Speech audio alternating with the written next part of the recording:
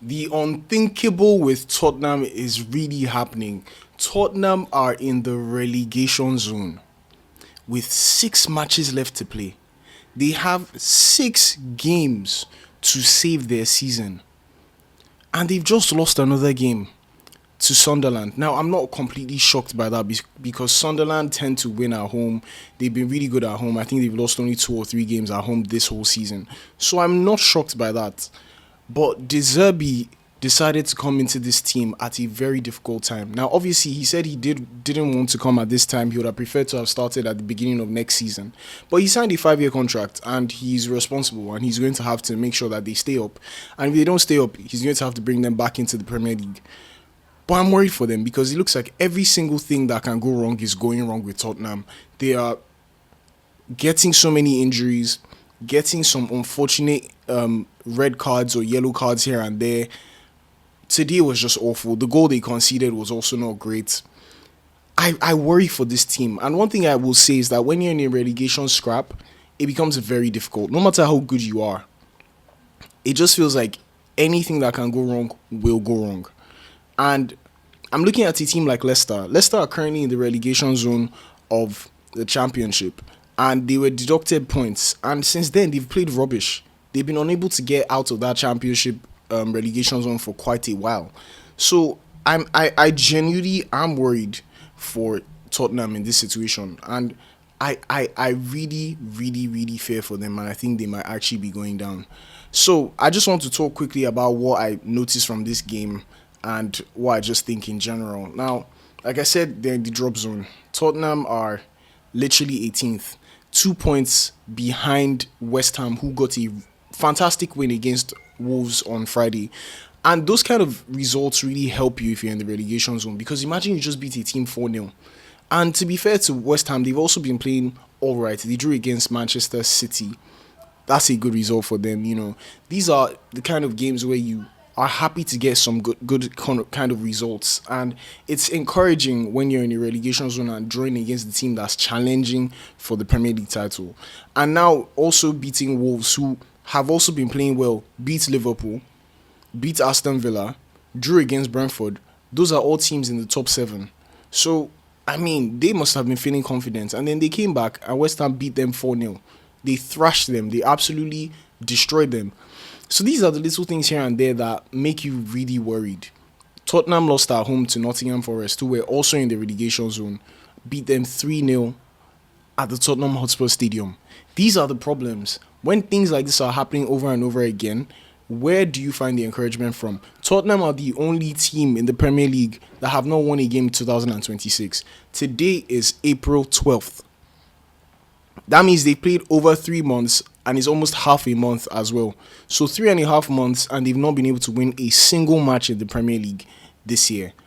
Their last match came on the 28th of December against Crystal Palace. That is such a long time.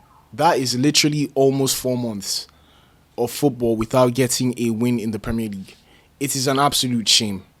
It is an absolute shame. And it seems like they're cursed, honestly. Like, everything they do, everything that can go wrong seems to be going wrong. Like, the club is spiraling. There is no source of encouragement. Romero picked up an injury today, and I just looked and he was crying. And I even worry that it might affect his World Cup chances as well. The goal they conceded today, crazy. Like, it was such a crazy goal. Now, I do think that they could have done better to prevent that goal.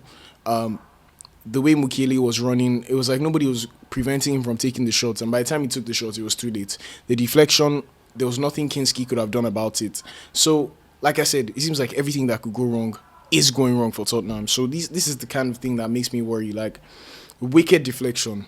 Wicked deflection. I think, obviously, there's a fault there. And also, like, the way the formation was, I was a bit confused. Like, De Zerbi started with 3 strikers, Richarlison, Kolomwani, and Solanke. Quite a choice. But as I said, they have so many injuries, so he's also short of options. I think he's also come into this job thinking to himself, like, there's a very high chance I get this team and we are not able to stay in the Premier League. I think that's the reality of things. And I think if you're a Tottenham fan today, this must really suck because you've seen your team win the Europa League last season, still did not do well in the league, and it's gotten worse this season. It is a big worrying sign, and I think maybe Ange could have stayed up with this team. I don't know, but it's not looking good. It really isn't looking good. Like it's a terrible run of form. Like this is a Big Six team in the Premier League. Like what we regard as the Big Six, this is a team that's supposed to be in the Big Six, and they're in the bottom three. Bottom three. Like ideally, when you're predicting a Premier League season, if everybody's playing the way they're supposed to play, you should expect to see Tottenham in the top six. Top six. And now they are 18th. That is 6, 12, 18. That is really, really poor. That is really, really poor. Now, my issue or my worry for Tottenham is, can they really survive? Relegation zone with 6 games to go.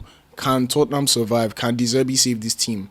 The games that we're going to have to see them win, or at least get good results in, while hoping that the rest of the teams around them, like Forest and West Ham and probably Leeds as well, because Leeds are very close to that relegation zone.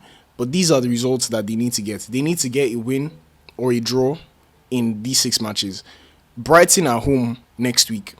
Wolves away, who I mentioned, beat Liverpool, beat Aston Villa, and drew Brentford. Aston Villa, who are fighting to be in the Champions League, they just drew today. So they need to make sure that they keep winning or finding ways to win. Leeds at home. Mind you, I said Leeds are also part of this struggle to stay in the Premier League because they're not too far from the relegation zone. Chelsea away. Chelsea are fighting to be in the Champions League. So the problem we're seeing here is that there are not a lot of mid-table teams who are fighting for nothing. Brighton can still go to Europe. Wolves, they're probably already going down. Aston Villa are fighting to go to the Champions League. Leeds are fighting to stay up. Chelsea at home. Chelsea are fighting to stay in the Champions League. And the final game of the season, Everton. Everton are in pole position to still go to Europe. So I fear for Tottenham. This is a team that has not won in like the past 18 games in the league. So where are they going to get the results from? I'm really scared for them. I'm really, really scared for them. But please let me know what you think in the comments. Do you think Tottenham will be able to stay up? Do you think they'll be going down? What are your worries about this team? Where do you think they will be at the end of the season? Will they be in the relegation zone? Will they survive? How do they go forward? Let me know what you think in the comments.